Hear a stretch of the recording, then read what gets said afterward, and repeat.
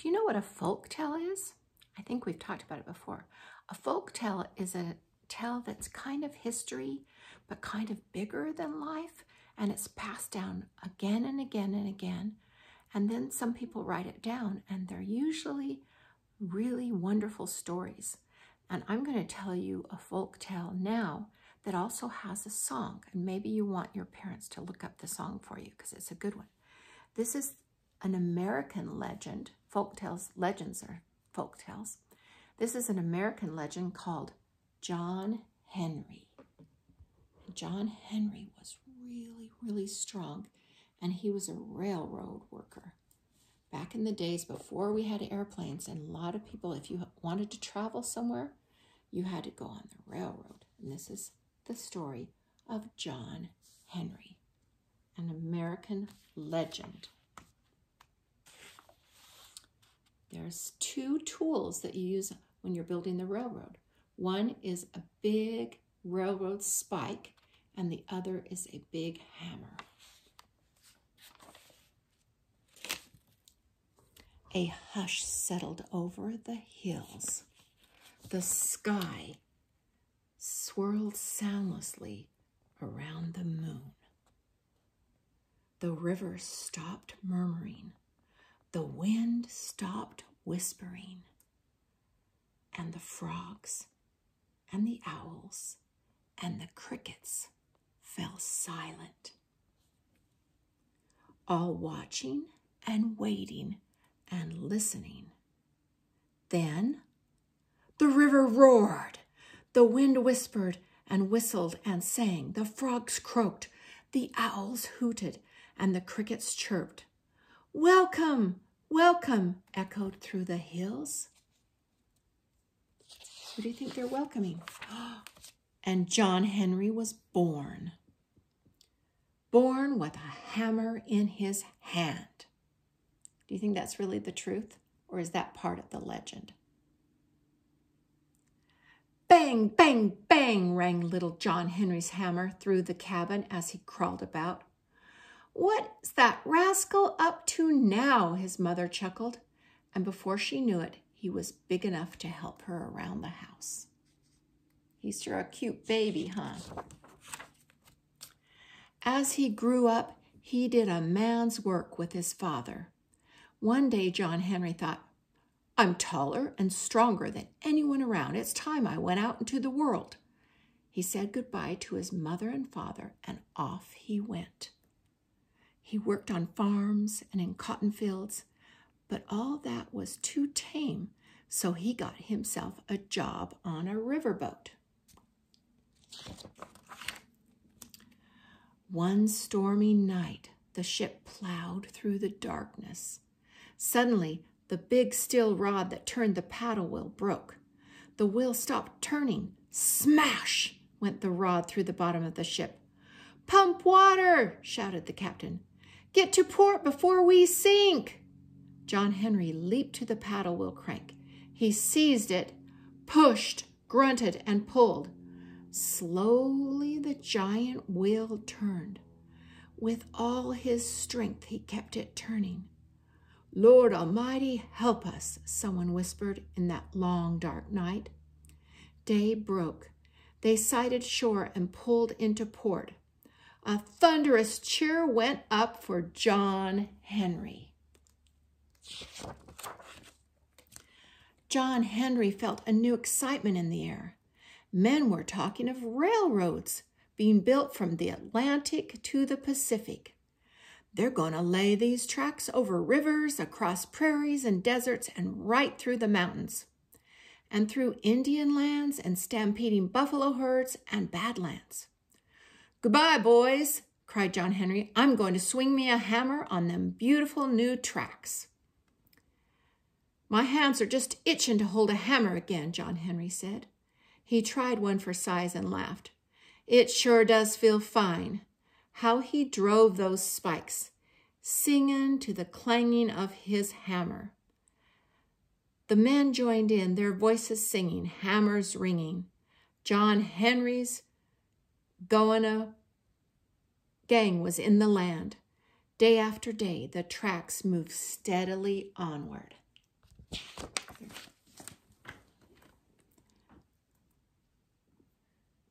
Rising across their path was a sprawling mountain range. Its snow-capped peaks reached high into the clouds. "We'll have to tunnel through," said his friend Lil Bill. "It'll be awful dangerous. Could be cave-in," someone put in. "That suits me fine," says John Henry. "Me too," said Lil Bill. "Here's how we'll do it, boys," the foreman called out. "A couple of men'll drive a hole into the rock. Then the powder men put the dynamite into the hole and explode it. The others will cart away the loose rock. We'll do this again and again until we have a tunnel right through the mountain. And it's going to be a real big tunnel, boys. Big enough for a giant locomotive pulling one of them long strings of trains. All right, boys, blast away." So next time you go through a tunnel, realize that's how they have to do it. They have to blast it away.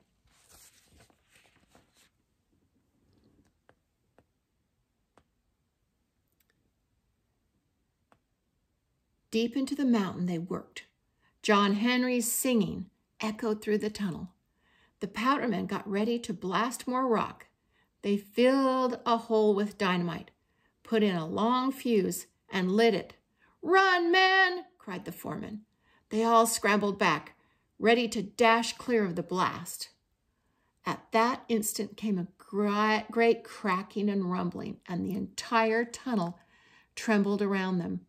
"It's a cave-in! We're trapped!" There was no place to run. The fuse burned close to the dynamite. John Henry was nearest the fuse. He ran to pull it out, but tripped and fell. Oh no, John Henry.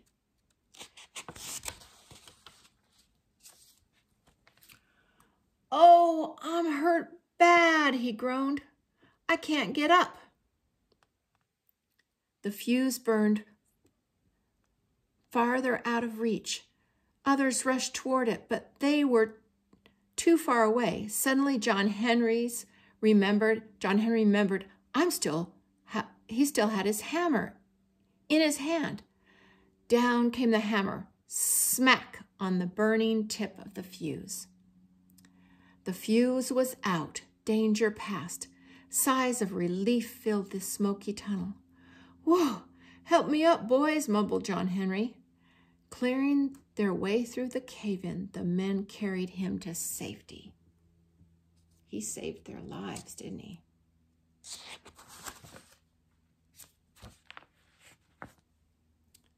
Some days later, they heard an unfamiliar clatter. Down the tunnel came a group of men with a strange machine.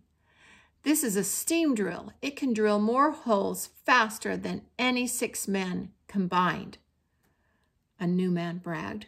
"Who can beat that?" John Henry stepped forward. "Try me." He and Lil Bill took their workplaces. John Henry gripped the hammer. Little Bill clutched his steel drill. "Check the machine," came an order. A nervous hand fell upon the switch. In the dark, both sides waited for the signal to start. A hoarse voice counted, 1, 2, 3. The machine shrieked as it started. John Henry swung the hammer. The crash of steel on steel split the air. Clang, bang, clang. The drill got red hot in Little Bill's hands. He quickly dropped it and picked up another. Hiss, whistle, rattle. Men frantically heaved coal into the hungry, roaring engine and poured water into the steaming boiler. So the men are fighting against the machine.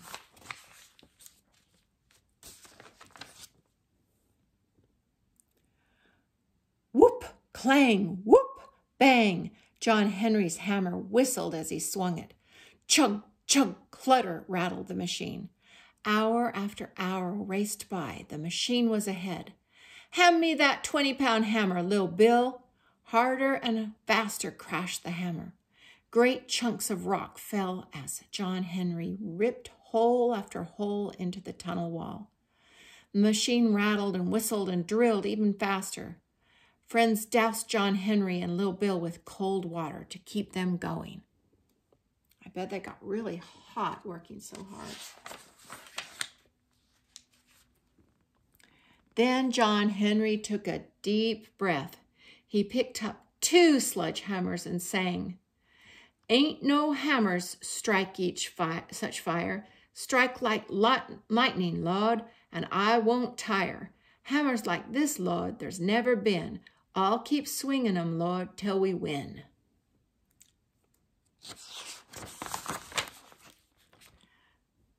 John Henry swung both mighty hammers faster and faster.